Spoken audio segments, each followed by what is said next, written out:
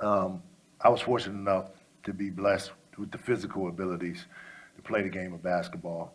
During that particular time, and I'm a strong believer that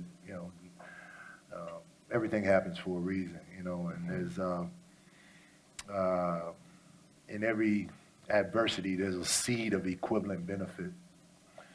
And I looked at that adversity during that time of my life, and the benefit was landing in her arms at that particular time at 12 years old and having an opportunity to meet the people that had an amazing influence on my life during that particular time, was my high school coach, Bill Lassiter, who was coached by a Hall of Fame coach, John B. McClendon, who would actually work with James Naismith, who was the founder of basketball, obviously.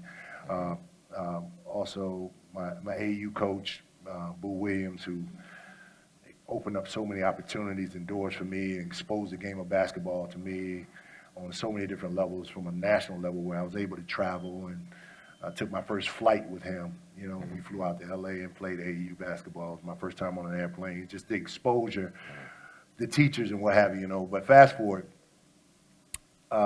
throughout, my basketball journey, I ended up being the #1 high school player in the country.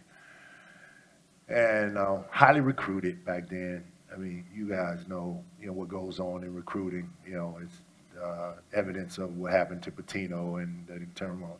So a lot of stuff was thrown at me back then, so. Very tempting, but a Miss Three kind of kept me grounded and humble on so many different levels. So during the recruiting process, Bobby Crimmins, Bob Wade, Terry Holland, I narrowed my schools down to 5 schools, and they all the coaches came in, John Thompson, all of them came in, one at a time, and they made their pitches.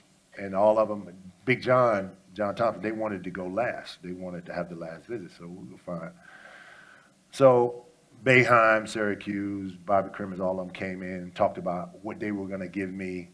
I was going to start, and I was going to have this, and I was going to have a job. I was going to have all these things.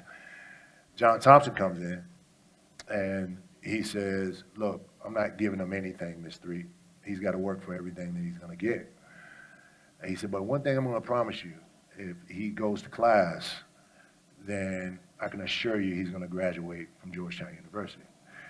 So immediately she turned and looked at me, and she was like, well, we know where you're going to school.